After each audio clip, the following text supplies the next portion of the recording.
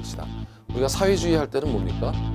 개인보다는 공동체를 우선하는 인간 생활의 개선을 목적으로 부동산 문제 등의 해결을 하기 위한 방법을 찾는 시장은 굉장히 효율적이거든요. 근데 그 시장이 고장났어. 자동차 고장난 거랑 똑같아. 그럼 고쳐야죠. 네. 시험과 관련된 부분을 지금부터 들어가 보시면 되겠습니다. 안녕하십니까. 자, 이번 시간은 36강으로 1장의 3절 가격 재원칙을 하시고, 이것도 한 문제 꼭 나오죠. 그 다음에 3방식 계관, 이렇게 이제 정리를 해보도록 하겠습니다. 부동산 가격 원칙이라는 것은 최유효비용을 판정하기 위해, 이거는 그 구체적 가격이 나온다 그랬죠. 그러면 그 기준이 무엇이냐 이거죠. 만점의 기준이 무엇인지를 알아야 되겠죠. 그래서 그 종류는 토대가 되는 원칙, 내부적, 외부적 구성 요소, 간접 관련 원칙, 이렇게 나누어서 정리를 해보도록 하겠습니다. 자, 먼저 토대가 되는 원칙은 왜 토대가 되느냐라고 하면 지금 10개의 가격 원칙 전체의 토대가 돼요. 그래서 뭐냐면 부동산 가치가 현재 기준으로 결정되는 게 아니다라는 거죠. 미래 이용에 대한 예상을 근거로 결정됩니다. 가령 현재 호당 임대료가 100만 원인 값의 임대 아파트가 있는데 1년 후 인근 지역에 대규모 공공임대주택단지가 완공된다면 이걸 예상해서 지금 이게 없다고 가정하고 평가하면 안 되고 이걸 감안해서 가치가 평가돼야 되니까 가격이 내려와야 되겠죠. 그래서 장래 동향을 분석해야 하고 현재 가치 파악의 근거가 된다라는 거예요. 현재 가치 파악의 근거가 된다는 것은 투자론을 생각해 보면 미래 들어오는 수입이 있죠. 임대료 수입 등이 있어요. 이것을 현재 가치로 만듭니다. 평가 개수를 곱해서 현재 가치로 만들어요. 미래에 대한 예측, 부동산 수익에 대한 예측을 통해서 현재 가치로 파악한다면 이것을 우리는 수익 환원법이라고 한다. 그러니까 임대료 수익을 예측해서 그것을 현재 가치로 만들면 수익 환원법. 그렇죠? 다다음 시간에 배우시게 될 수익 환원법이죠. 자, 이렇게 되는 거죠. 그래서 부동산 가치는 항상 현재 기준이 아니에요. 장래 어떻게 될 것인지의 동향까지 파악해서 그것을 기준으로 평가한다는 것은 모든 원칙의 토대가 되는 겁니다. 그래서 이 토대가 되는 원칙은 지금 시간과 관련이 돼 있다. 부동산의 영속성, 토지의 영속성, 건물이라면 내구성과 관련이 돼 있다. 수명이 기니까 이렇게 미래 앞을 내다봐야 한다. 사람도 마찬가지죠. 사람도 싹수가 노라면 안 되겠죠. 자, 이런 거고요. 변동의 원칙은 가치 형성 요인이 계속 변하니까 부동산 가격 변한다. 주가 날마다 변하듯이 그럴 수 있다라고요. 그래서 이미 앞선 시간에 설명드렸듯이 이것은 기준 시점을 확정하고 수정해야 되는 근거가 된다. 이렇게 되는 거죠. 자, 기준 시점은 가격 조사를 완료한 날짜로 한다. 만약에 이게 3월 20일이다라고 하면, 자, 평가일은 가령 3월 25일이다. 이렇게 된다고 했을 때 지금 요 사이에 시차가 생기죠. 그래서 이 날짜로 미리 정해놔야 돼요. 부동산 가격 계속 변하니까. 그런데 여기에 가령 정부가 신도시를 발표한다. 3월 24일 이렇게 발표를 했어요. 3월 25일 날 100억 이렇게 평가해 놨는데 상가 건물을. 그럼 이것 때문에 100억이 잘못된 평가가 되는 겁니다. 그래서 기준 시점을 이날로 한다면 평가사와 의뢰인 간에 책임 소재가 불명확해지고 서로 싸워요. 그때 3월 20일자로 했잖아요. 가격 조사를 완료한 날.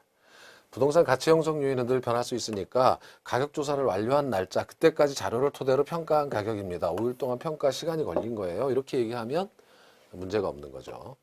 그래서 가격 시점을 이렇게 확정해야 되고, 이런 경우는 가격 시점을 수정해서 다시 평가해야 합니다. 다시 이런 큰 변수가 나타났다면 가격 조사를 다시 해가지고 3월 25일자로 그 3월 24일 이후로 가격 시점을 수정해야 되겠죠. 그래서 이 모두 시간의 흐름에 따라 변할 수 있기 때문에 이런 원칙이 필요하다라고 하는 거예요.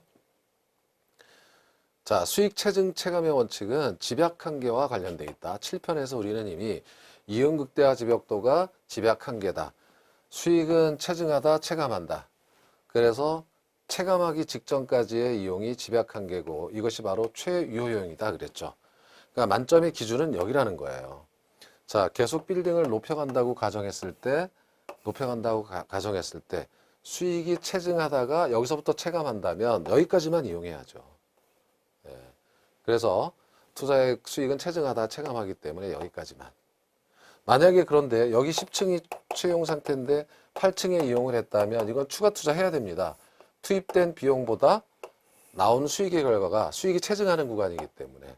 그래서 추가 투자의 적정성을 따져볼 수가 있는 거고, 입체 이용률이라는 것은 이 경우에는 이제 추가 투자 입체적 이용을 고려해서 판정하는 경우니까 이런 판단이 가능한 거죠. 자, 균형의 원칙은 아주 중요합니다. 예쁘죠? 균형의 원칙은 마치 균형 잘 맞았잖아요. 그러니까 이 8등신이라고도 하고 미인 선발 대회와 같다라고 생각하시면 돼요. 이 균형의 의미는 부동산의 내부적 구성 요소 간 결합이 균형을 이루어야 된다. 사람도 뭐 이런 거 있죠. 황금 비율이라든지 뭐 이런 게 있어서 그렇게 균형이 맞으면 미인대에서 선발대에서 좋은 점수를 받을 수 있듯이 부동산도 마찬가지예요. 그 내부적 구성 요소는 무엇이 있는가? 건물 면적과 공지 혹은 부지와의 관계, 이 균형이 이루어져야 돼요. 너무 좁아요, 이 경우는. 그럼 뭐 차 세우기도 그렇고 답답하고. 그래서 이거는 밸런스가 안 맞는다. 밸런스가 안 맞아서 감가 요인이 된다 이거예요. 감가 요인이. 감가 요인이 무슨 건물이 낡아서가 아니라 건물의 기능이 떨어진다 이거 이런 요인 때문에. 그래서 기능적 감가를 한다. 균형의 원칙이 어긋나면 이런 표현을 하게 되는 겁니다. 자, 그래서 빌딩 안으로 들어가 봤어요. 그랬더니 저 빌딩에 엘리베이터가 하나밖에 없어요. 한 대밖에 없다. 10층짜리 건물에 줄 서 있어. 그럼 어떡합니까? 건물의 기능이 떨어진 거죠. 밸런스가 안 맞아요. 너무 건물의 균형에 맞게 적어요. 많아도 안 됩니다. 10대가 있어. 10층짜리 건물에. 그건 말도 안 되죠. 그러니까 이것은 설비 등이 건물의 규모에 맞게 밸런스를 이루어야 된다. 이런 뜻이고요. 자, 방에 들어가 보니까 설계불량이에요. 설계불량이라는 건 가령 아파트의 평면도를 보면 여기가 주방이고 거실이고 여기 방 2개가 있다. 그러면 이거 뭐 좀 뭔가 밸런스가 안 맞죠? 기능적 감가입니다. 균형의 원칙. 최용 상태가 아니라는 거예요. 그래서 최용 상태가 아니기 때문에 기능적 감가를 한다. 설계불량. 자, 기술이 진보해서 기능 진보화 됐어요. 여러분 요즘 흑백 TV를 보면은 어떻습니까? 칼라 TV 이렇게 나왔죠. 요즘 또 스마트 TV 이렇게 별게 다 나와요. 그러면 이렇게 기술이 진보할수록 기존의 것들은 똥값이 그죠? 가치가 얘가 잘 나가니까 얘네들은 그냥 엉망이 돼버리는 거예요. 그래서 이 경우는 어떤 기술적 진보와도 시대적 흐름과의 균형이 맞아야 된다 이거예요. 그래서 이런 기능 진보화 때문에 이런 것들은 기능이 떨어져서 기능적 감가하겠다 이런 뜻이고요. 색채나 디자인도 시대적 흐름과 밸런스를 맞춰야 된다 이런 겁니다. 빨간색으로 아파트 칠하면 이거 망해요, 망해. 무슨 슬럼가도 아니고 정육점도 아니고 그렇죠? 이런 색채나 디자인도 시대적 흐름과 밸런스를 맞춰야 한다 이런 뜻입니다. 그래서 이것은 균형의 원칙은 최유용을 판정하는 내부적 구성 요소예요. 부동산 안에 내부를 봤다 이거죠. 외부 환경을 보는 게 아니에요. 그래서 건축 기술과 굉장히 민첩한 관련이 있고 우리 지난 시간에 개별 분석과 관련이 돼 있다 이거죠. 개별 부동산의 최유용 여부를 판정하는 거죠. 자, 그다음 수익 배분의 원칙이 있는데 수익 배분의 원칙이라고 하는 것은 잉여 생산성의 원칙이라고도 해요. 복합 부동산 이렇게 생각해 보면 자, 일단 말이죠. 이런 게 있어요. 수익 배분하니까 총 수익이 나오면 이게 배분될 몫이 있죠. 이자 주고 임금 주고 나머지가 이윤이에요. 근데 뭔가 더 있다 이거예요. 그 잉여 가치가 토지에 기속되는 거다 이겁니다. 네, 말 그대로 복합 부동산이 건물과 토지가 있는데 수익이 50억이 나왔어요. 임대료 수익이. 그럼 건물의 몫을 배분하고 나면 건물은 들어갈 때 지을 때 이자, 관리비, 인건비 다 해서 배분할 수가 있어요. 그래서 건물에 배분하는 몫이 20억이고 뭐 이윤이 10억이다 그러면 나머지 20억은 어디 갔냐? 그게 토지 몫이다 이거예요. 그래서 수익 배분법에 의하면 복합부동산에서 토지의 수익만을 구할 수 있다. 우리 사례에서는 20억이다. 이것을 토지잔여법이라고 합니다. 수익 방식 중에 토지잔여법은 토지만의 순수익을 구할 수 있다. 반대로 건물의 수익도 구할 수가 있죠. 그것을 건물잔여법이라고 해요. 하나만 구한다 이거죠. 그래서 수익 방식에서는 이러한 수익을 환원이율로 나누면 부동산 가격이 된다 이렇게 배우실 거거든요. 그래서 수익 방식의 기본을 이루더라 이렇게 되는 겁니다. 자, 기여의 원칙은 균형의 원칙과 굉장히 밀접한 관련이 있어요. 가령 균형의 원칙에서 100억 원짜리 10층 건물에 엘리베이터가 한 대 있다 그러면 이거 과소 설비라서 건물의 기능이 떨어져서 기능적 감가다 그랬죠. 저 엘리베이터 한 대 그냥 꽉 차가지고 한참 기다려야 돼요. 감가를 하는데 그러면 한 대를 추가 설치하면 어떻게 될까? 자, 그런데 설치 비용이 5억 원이면 건물의 가치는 100억에다가 생산비 5억 원, 설치비 5억 원에서 105억 원이 된다 하면 이게 기여의 원칙이 아니라는 거예요. 자, 생산비의 합이 아니라 기여도의 합이다. 이게 생산비잖아요. 그게 아니라 기여도를 계산해야죠. 그래서 엘리베이터를 몇 대를 설치했더니 갑자기 고객들이 몰리고 임대료도 올라갔더라. 기여도가 10억은 되더라 라고 하면 100억에 10억을 더해서 110억 원이 됩니다 라는 것이 기여의 원칙이에요. 그래서 기여도를 전부 합하면 된다 이겁니다. 이럴 경우 추가 투자하는 것이 최후 이용입니다. 최후 가치를 주는 이용이죠. 5억을 투자해서 10억을 벌었잖아요. 그래서 최후 이용을 판정하는 기준 중에 하나가 바로 기여의 원칙이다. 토지도 마찬가지겠죠. 토지도 이렇게 합필을 하게 되면 하나하나 합필해서 3의 가치가 된다면 이것은 합필을 해야 되겠죠. 추가 투자를 해야 된다 이겁니다. 자, 그게 바로 여기에 있네요. 인접한 다른 토지를 구입해 합필함으로써 획지 전체의 가치가 증대되더라. 이렇게 해서 합필을 했더니 100만 원짜리가 이게 하나로 이용했더니 250만 원이 되더라. 혹은 300만 원이 되더라. 이렇게 기여도가 확 올라가잖아요. 그러니까 이럴 경우 추가 투자를 하겠다 이런 뜻입니다. 자, 적합의 원칙이 있는데 적합의 원칙은 여기서 외부 환경에 적합한다. 이렇게 생각하시면 돼요. 자, 여기 건물이 있어요. 최신식 건물이라 그리고 균형의 원칙에서 보셨다시피 이게 최신식이에요. 뭐 밸런스 다 끝내줘요. 그렇죠? 그리고 추가 투자할 것도 없고 완벽합니다. 수익 체증 체감 딱 이용국대가 집약돼요. 100점입니다 하려고 할 때 옆에 고가도로가 있네 이거예요. 그럼 소음 때문에 이거 가치가 떨어지는 거죠. 떨어지는데 건물 내부에 문제가 있는 건 아니에요. 기능의 문제도 있는 게 아니에요. 따라서 이때 감가를 경제적 감가를 한다 이렇게 얘기하는 겁니다. 그래서 부동산의 유용성이 최고도로 발휘되기 위해서는 외부 환경에 적합해야 한다 이 뜻이에요. 그렇죠? 이렇게 되는 겁니다.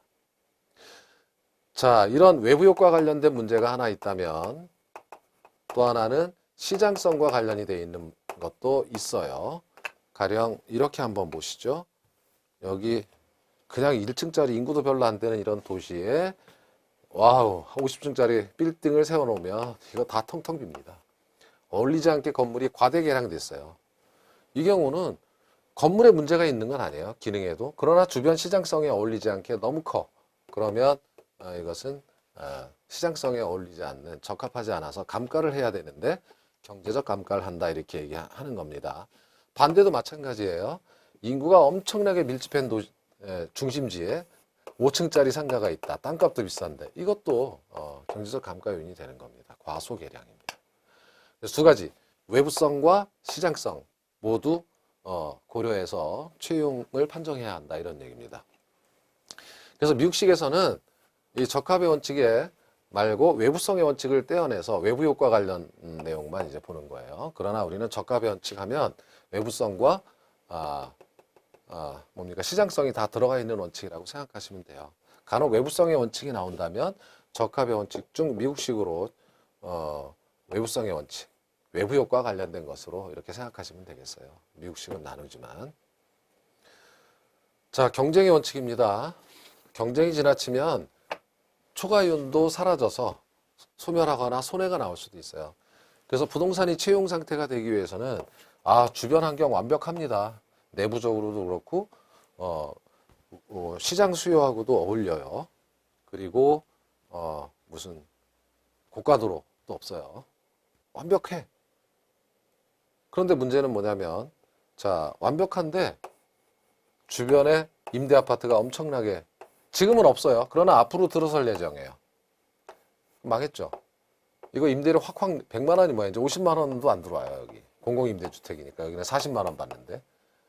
그러니까 이거는 채용 상태가 아니죠. 그래서 채용형을 판정하는 원칙이에요. 여기서 보게 되면 제가 일부러 1년 후 이렇게 쓴 이유는 아까 예측의 원칙이 토대가 되는 원칙 그랬죠. 모든 원칙의 토대가 되는 원칙이 예측의 원칙이라고 하는 것은 바로 이겁니다. 그렇죠? 장래 동향을 명백히 해야 된다 이거예요. 어떤 경우든지 간에 현재만 보는 게 아니라라는 거예요. 자, 그래서 이렇게 되는 거고요. 대체 원칙은 이거는 대체 효과와 같아요. 수요 공급 이론에서 대체 효과란 어떤 겁니까? 대체재가 많으면 수요가 감소하죠. 그런 내용. 그러니까 부동산도 대체재 간에 서로 영향을 미치면서 가격이 형성되어 간다는 내용입니다.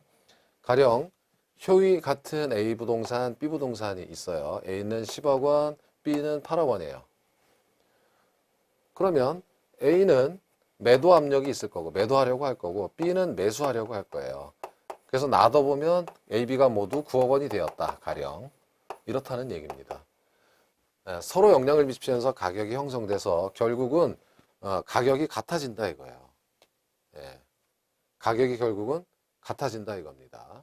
그러니까 비교 방식의 근간이 된다 이렇게 말할 수 있어요. 아까 말씀드린 사례에서 AB 부동산이 결국 시장에서 같이 9억 원이잖아요.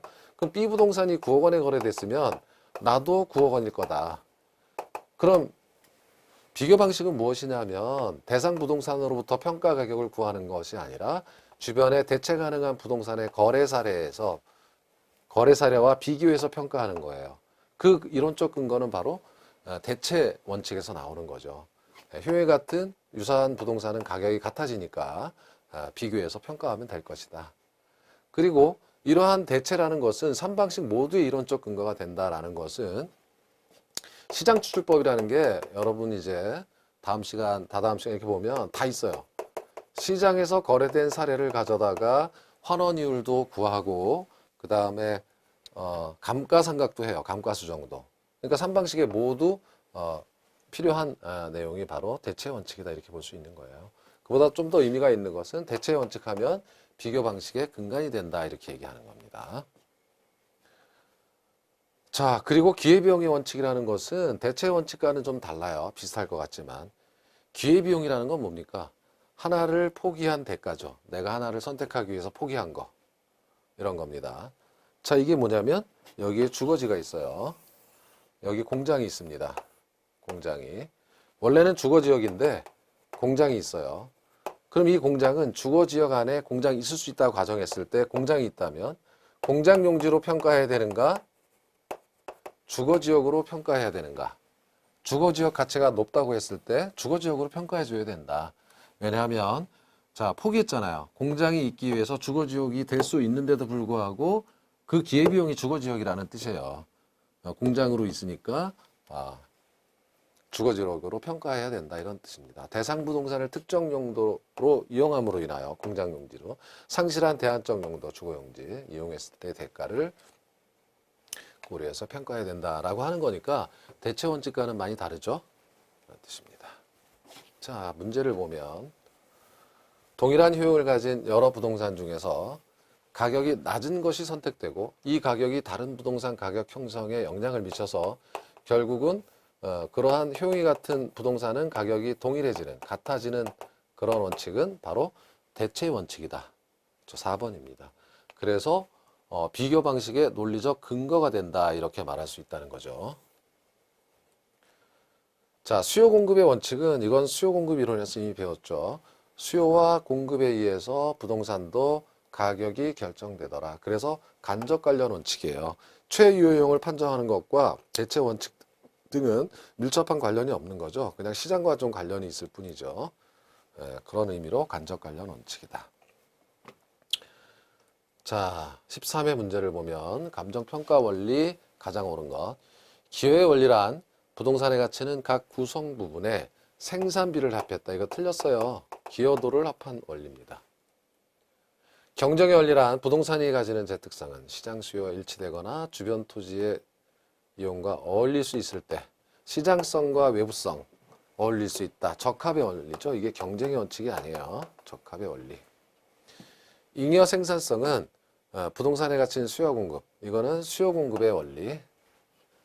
부동산이 최대 가치를 구현하기 위해서는 투입되는 생산 요소의 결합 비율이 적절한 균형을 이루고 있어야 된다. 자, 생산 요소의 결합 비율이 균형이다. 그러면 적합은 외부 환경이죠. 이게 균형의 원칙입니다. 틀렸어요. 5번이 맞는 거죠. 예상의 원리, 예측의 원칙. 부동산 가치란 장래 기대되는 편익을 현재 가치로 환원하는 값 정의할 수 있습니다. 5번이 답이 되는 거예요. 자, 15회 추가 문제에서는 틀린 거. 수익 배분의 원칙은 토지잔여법 기억나시죠? 복합부동산에서 토지만의 수익을 구한다. 이게 토지잔여법이고, 변동의 원칙은 기준 시점을 확정할 때 근거가 되는 거였고, 균형의 원칙은 기능적 감가, 적합의 원칙은 경제적 감가라고 했고요. 적합의 원칙은 내부적 구성 요소 간 결합이. 이거는 적합이 아니라 이거는 균형의 원칙이죠. 틀렸습니다. 기여의 원칙은 인근 토지를 매수 합필하거나 추가 투자하는 거죠. 기존 건물을 증축하는 경우 추가 투자의 적부를 결정할 때 유효하다. 4번이 틀렸고요. 자, 다음 보기와 관련된 가격 원칙. 기능적 감가는 균형의 원칙. 그죠? 경제적 감가는 적합의 원칙. 기준 시점이 필요한 이유는 변동의 원칙 때문에. 핵심적인 거 3개를 냈네요. 자, 다음 보기와 같은 현상을 설명할 수 있는 감정평가 이론상 가격 원칙은 무엇입니까? A 지역에 대한 지역 분석 결과 서민들이 거주하는 단독주택인 것으로 판단되었다. A 지역에 고급주택을 건축하였다. 이거 외부성, 외부 효과가 나타나겠네요.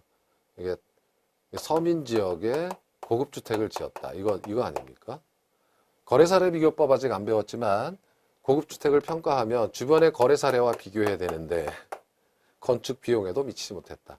이거 내부적으로 기능적 감가는 없어요. 그러나 주변 환경 때문에 경제적 감가를 당했죠. 경제적 감가와 관련된 원칙은 적합의 원칙이에요. 그래서 이렇게 평가하는 겁니다. 자, 20회. 공인중개사 갑은 아파트의 매수 의뢰자에게 아파트에 대해 설명했는데 이 아파트는 1984년 승인받은 아파트다. 엄청 오래됐어요. 유사한 아파트에 비해 화장실 1개가 적고 과소 설비, 그죠? 냉난방비가 많이 듭니다. 그래서 시장 선호도에 따라서 낮은 가격으로 거래되고 있다. 기능적 진부화. 이건 뭡니까? 이거는 균형의 원칙이죠. 기능적 감가를 해야 되는 거예요. 그래서 균형의 원칙. 21회. 자, 틀린 것. 대체 원칙에서 대체 관계가 성립되기 위해서는 부동산 상호 간 또는 일반 재화 간 용도 효용 가격이 동일성 또는 유사성이 있어야 됩니다. 당연한 거고, 균형의 원칙에서 부동산의 유용성이 최고로 발휘되기 위해서는 외부 환경과의 균형이 중요하다. 이것은 적합의 원칙이죠. 틀렸습니다. 답은 그냥 쉬워요. 기여의 원칙은 기여하는 정도가 가장 큰 사용 방법을 선택해야 한다. 자, 용도의 다양성, 병합 분할의 가능성. 이 성립 근거가 된다. 토지 같은 경우도 예를 들어 보면, 자, 여기가 택지가 있는데 여기가 농지가 있어요. 근데 택지가 너무 좁아서 이제 농지하면 너무, 여기가 주거지가 있고 주거용지가 있고 상업용지가 있어요. 근데 상업지에 건물을 짓기엔 너무 적어. 그래서 요거를 주거용지를 가령 합필해 가지고 하면 기여도가 높아 가지고 1+1이 3이 된다. 용도의 다양성. 그리고 병합했죠. 또 너무 크면 잘라야 되고 분할 가능성이 성립 근거가 된다는 뜻은 그런 뜻입니다. 자, 경쟁이 있으므로 초과이윤이 소멸되고 그 가격에 갖게 되는데 경쟁의 원칙이다. 변동의 원칙은 늘 변한다는 거죠. 영속성, 그러니까 시간이 길어서 수명이 길어서 이렇게 된다. 용도의 다양성 때문에 가격이 변하는 거죠.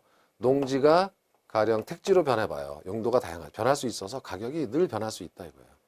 위치의 가변성, 자 상대적 위치의 가변성이에요. 가령 옆에 호텔이 어떤 지역 옆에 아파트 옆에 대규모 공원이 들어섰다. 상대적 위치의 가변성. 이래서 변동한다는 거예요. 지금 여기 근거로 한다라는 뜻은 부동산 가격이 변할 수 있는 원인은 수명이 길어서 언제든지 그런 일이 일어날 수 있고 용도가 변할 수도 있으며 상대적 위치가 변할 수 있어서 부동산 가격이 변할 수 있다라는 표현을 하게 되는 겁니다. 자, 22회 문제 많죠? 매해 나와요. 가로에 들어갈 내용. 일필 토지의 일부분이 도시계획시설에 저촉되어 수용될 경우 저촉 부분에 대해 보상평가. 자, 한 필지의 토지의 일부, 부분평가죠. 1번 아니면 2번. 도심지역의 공업용지가 동일한 효용을 가지고 있는 외곽지역의 공업용지보다 도심지역 공업용지가 그러면 이 도심지역은 기회비용이 주거지나 상업지예요. 더 높은 기회비용을 감안해서 평가했기 때문이다. 답이 1번입니다. 26회 자 평가원리 틀린 것 최유효 이용은 대상 부동산의 물리적 채택 가능성, 합리적 합법적 이용, 최고 수익성. 균형의 원칙은 구성요소 결합, 과잉 부분은 원가법을 적용할 때 경제적 감가가 아니죠. 이거 다음 시간에 나와요. 이거 균형의 원칙은 기능적 감가다 이렇게 해야 됩니다. 2번이 틀렸어요. 적합의 원칙은 부동산 입지와 인근 환경의 영향을 당연히 외부 환경이니까 대체 원칙에 관한 설명입니다. 거래사례 비교법의 토대다. 예측 및 변동의 원칙은 시간과 관련되어 있다. 장래를 봐야 된다. 가능성을 고려한다. 그리고 수익환원법의 현재 가치 파악의 근거 수익환원법의 토대가 된다. 2번이 틀렸습니다. 자, 관련된 문제는 613쪽에 9번이에요. 9번. 자, 소규모 건물에 불필요한 엘리베이터가 2대 이상 설치되어 있어. 기능적 감가했다. 그럼 균형의 원칙이 적용된 거 맞고요. 부동산 현재 가치 파악의 근거가 되는 것은 예측의 원칙이었죠. 틀렸고요. 기여의 원칙은 생산비의 합이 아니죠. 기여도의 합이다. 그래서 틀렸습니다. 자, 다음은 2장으로 왔어요. 2장의 3방식을 개관해 봅니다. 다음 시간부터는 원가 방식, 비교 방식, 수익 방식을 이제 1시간씩 보게 될 겁니다. 자, 그 3방식에서는 원가 방식이 있는데 가격을 평가하는 것을 원가법, 임대료를 평가하는 것을 적산법이라고 하고 그때 평가한 가격을 복선 가격이라고 하고 고전악파, 공급자 가격이다 이렇게 정리하면 되는 거고 비교 방식에서는 가격은 거래사례 비교법, 그때 비중 가격이고 신고전악파의 수요 공급 가격이다. 임대료는 임대사례 비교법이고 비준 임료라고 한다. 수익 방식은 가격은 수익환원법이고 그때 가격은 수익가격, 한계효용악파 수요자 가격이다 얘기하고 임대료는 수익분석법, 수익임료라고 한다. 자, 그래서 3방식은 지금 원가 방식, 비교 방식, 수익 방식이 있는데 자, 다시 한번 정리하면 가격은 원가법, 임대료는 적산법. 자, 비교 방식에서 가격은 거래사례 비교법, 임대료는 임대사례 비교법, 토지는 공시지가 기준법에 의해서 평가하게 돼 있고요. 수익 방식은 가격은 수익환원법, 임대료는 수익분석법이라고 한다 이렇게 되는 겁니다. 자, 이것은 원가 방식은 고전악파다, 공급가격이다 이랬는데 이거를 이 편 가격이론에서 잠깐 보신 적이 있을 거예요.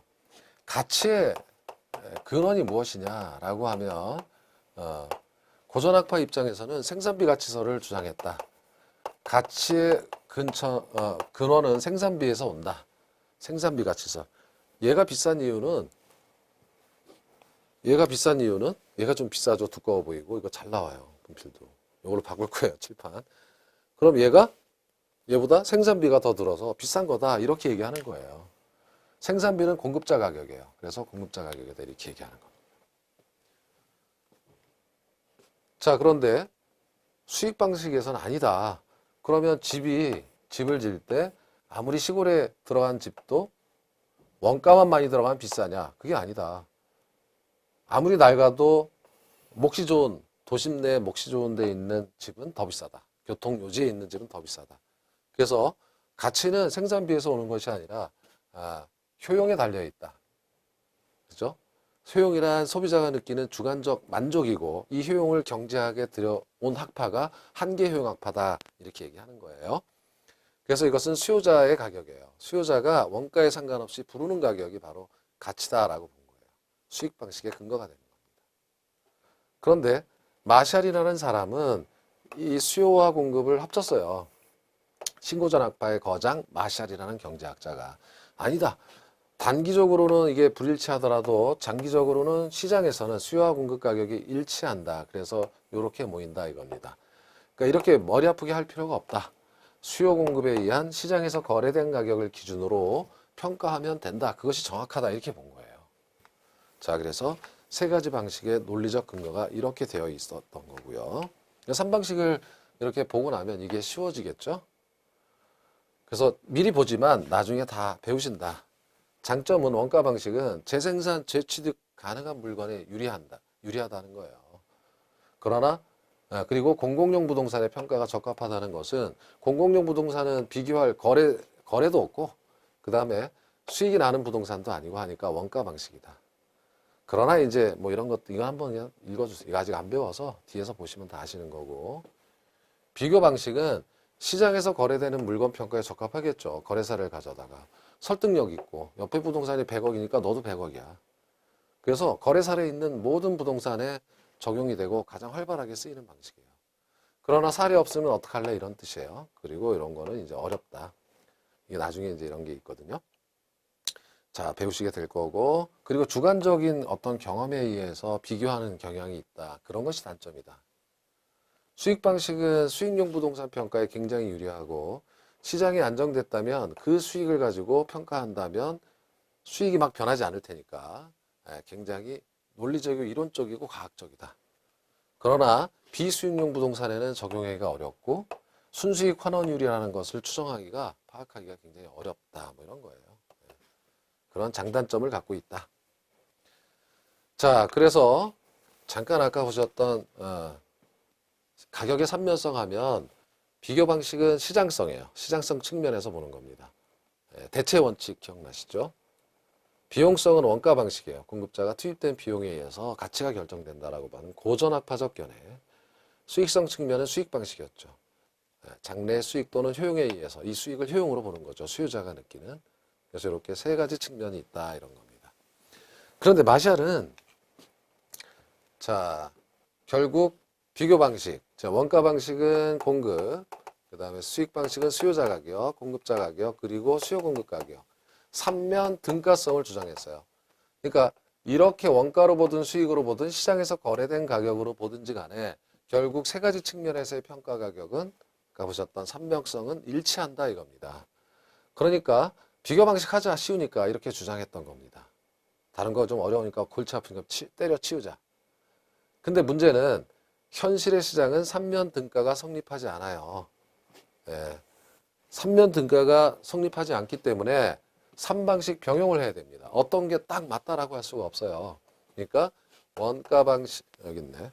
원가 방식, 거래사례 비교법, 원가법, 거래사례 수익환원법 이렇게 해서 가격을 추정했더니 이렇게 삼면 등가성이 성립하지 않는다. 현실의 시장에서는. 그럼 어떻게 이것만 가지고 평가해서 이게 맞다고 할 수 있느냐 이거예요. 그래서 안 되겠다. 3방식을 병용해서 평가하자 이겁니다. 그런데 문제는 3방식을 병행해가지고 이 3배나 나잖아요. 차이가. 만약에 이런 사례. 시산가격 상호간, 시산가액이라는 것은 이렇게 최종 결정하기 전에 계산해 본 가격, 이걸 시산가액이라고 해요. 이렇게 격차가 너무 크잖아요. 큰 경우에 조정을 해줘야 된다 이거죠. 조정을 어떻게 해주냐? 더해서 3으로 나눈다. 이건 아니다 이거죠.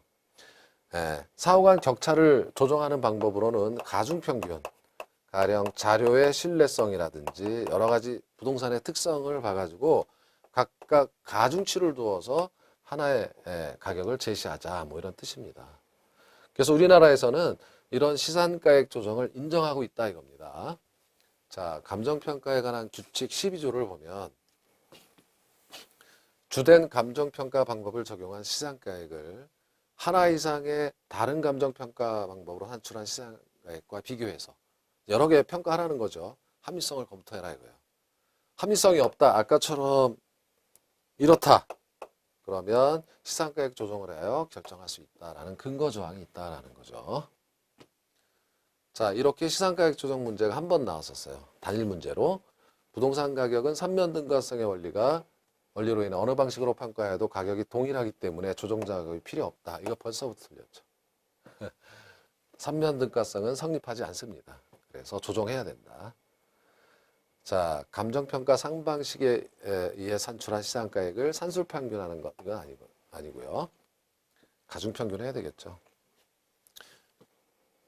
시장가액의 조정은 사용된 자료의 양, 정확성 및 적절성 등을 고려하여 각각의 방법에 가중치를 두어서 결정하는 거고, 세 가지 평가 방식을 적용시켜 각각 산출한 가격이 대상 부동산에